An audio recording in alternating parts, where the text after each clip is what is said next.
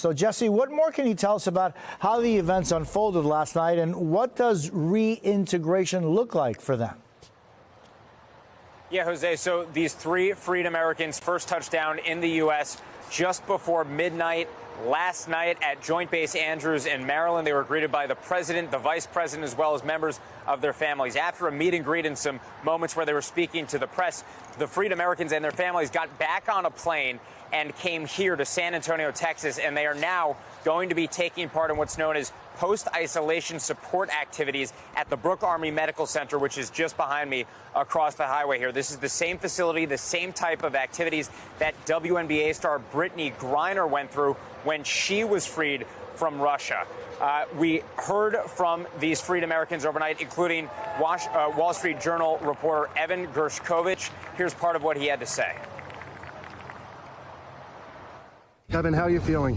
I'm all right. It was a good flight. What about the show of support? It's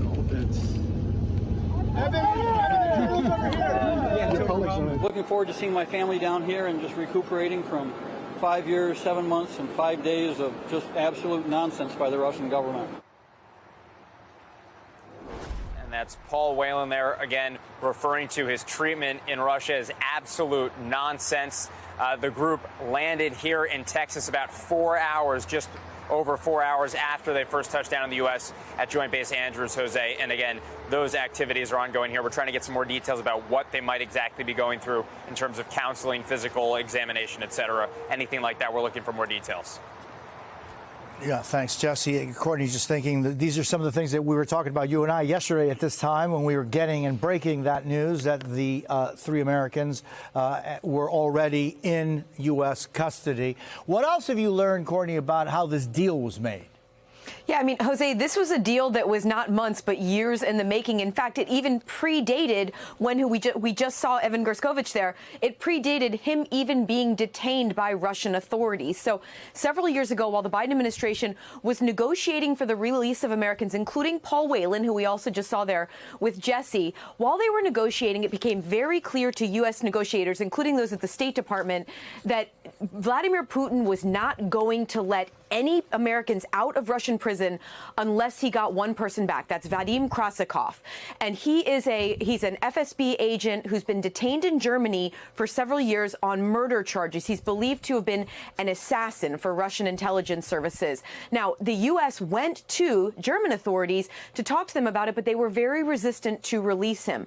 That was when, according to administration officials, Secretary of State Antony Blinken and others at the State Department decided to sort of open the aperture on a larger deal like the one that we saw unfold here yesterday. It even included Alexei Navalny.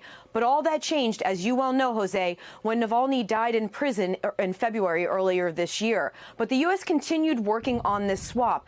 We heard from Jake Sullivan earlier today on the Today Show, where he talked about the tough decisions that have to be made here. And yes, tough decisions made by the White House, but you could argue that the toughest decision of all really had to come out of German Chancellor Olaf Scholz.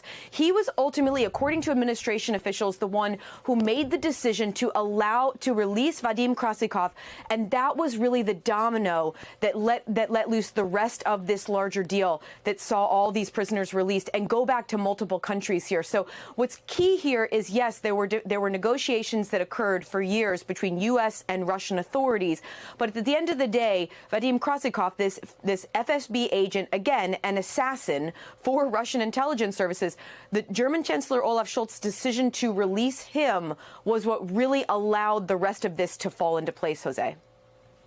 Yeah, Peter, I mean, so what more do we know about the extraordinary nature of President Biden's involvement in this entire deal?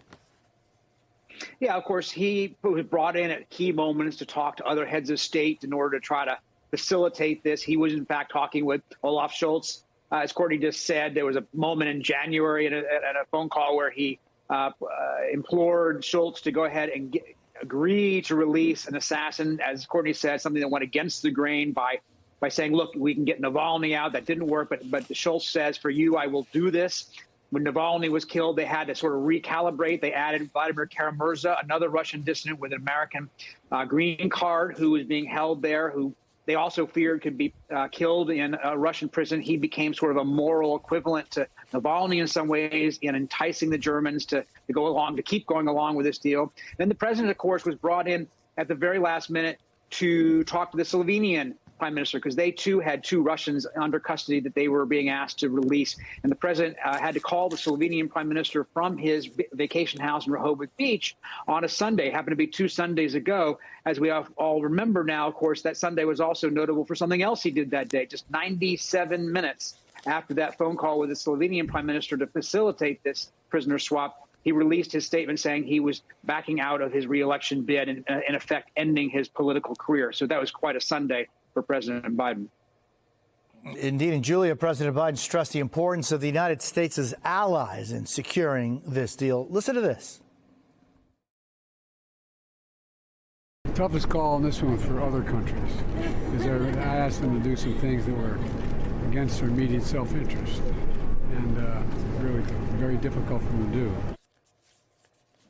And, you know, we've referred to some of them, but what were some of the biggest difficulties here? Well, I think the release of Vadim Krasikov was the biggest one.